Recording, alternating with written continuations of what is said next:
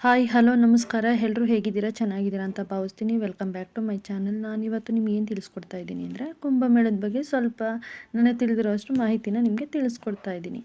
ಉತ್ತರ ಪ್ರದೇಶದ ಪ್ರಯಾಗ್ರಾಜ್ನಲ್ಲಿ ಮಹಾಕುಂಭಮೇಳ ಆರಂಭವಾಗಿದ್ದು ಜನವರಿ 13ರಿಂದ ಫೆಬ್ರವರಿ 26ರ ತನಕ ನಡೆಯಲಿದೆ.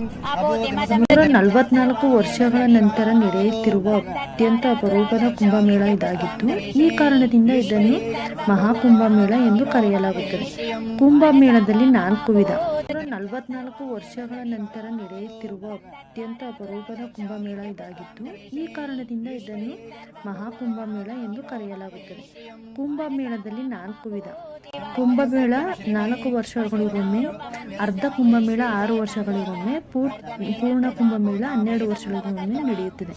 ಮಹಾಕುಂಭಮೇಳ 144 ವರ್ಷಗಳಿಗೊಮ್ಮೆ ನಡೆಯುತ್ತದೆ. ಅದು ಈಗ ನಡೀತಿದೆ. ನಾವು ಈಗ ನಡೀತಿರುವ ಸಂದರ್ಭದಲ್ಲಿ ಇರುವುದರಿಂದ ನಾವೇ ಅದೃಷ್ಟವಂತರು ಅಂತ ಹೇಳ್ಬೋದು. ಕುಂಭಮೇಳದ ಅರ್ಥವೇನು ಅಂತ ಅಂದರೆ, ಕುಂಭ ಅಂದರೆ ಮಡಿಕೆ, ಮೇಳ ಅಂದರೆ ಜನ, ಮಡಿಕೆಯಲ್ಲಿ ಜನನ ತುಂಬುವುದು, ಜನಸಾಗರ ಅಂದರೆ ಎಲ್ಲ ಸೇರುವುದೇ ಕುಂಭಮೇಳ. ಈ ಕುಂಭಮೇಳನ ನಮ್ಮ ಜನ್ರೇಷನ್ನಲ್ಲಿ ನಾವು ನೋಡ್ತಿರೋದೇ ನಮ್ಮ ಅದೃಷ್ಟ ಅಂತ ಹೇಳ್ಬೋದು. ಇದನ್ನು ವೀಕ್ಷಣೆ ಮಾಡಿ ಅಲ್ಲಿ ಹೋಗಿ ಪೂಜೆನೂ ಸಹ ಮುಗಿಸ್ಕೊಂಡು ವಾಪಸ್ಸು ಬಂದಿದ್ದಾರೆ. ಈ ವಿಡಿಯೋದಲ್ಲಿ ನೀವು ನೋಡ್ಬೋದು. ಈ ವಿಡಿಯೋ ನಿಮ್ಗೆ ಇಷ್ಟ ಆಗಿದ್ರೆ ಫಸ್ಟ್ ಟೈಮ್ ನೋಡ್ತಿರೋರು ನನ್ನ ಚಾನಲ್ನ ಸಬ್ಸ್ಕ್ರೈಬ್ ಮಾಡ್ಕೊಳ್ಳಿ, ಲೈಕ್ ಮಾಡಿ, ಕಮೆಂಟ್ ಮಾಡಿ, ಶೇರ್ ಮಾಡಿ. Thank you all.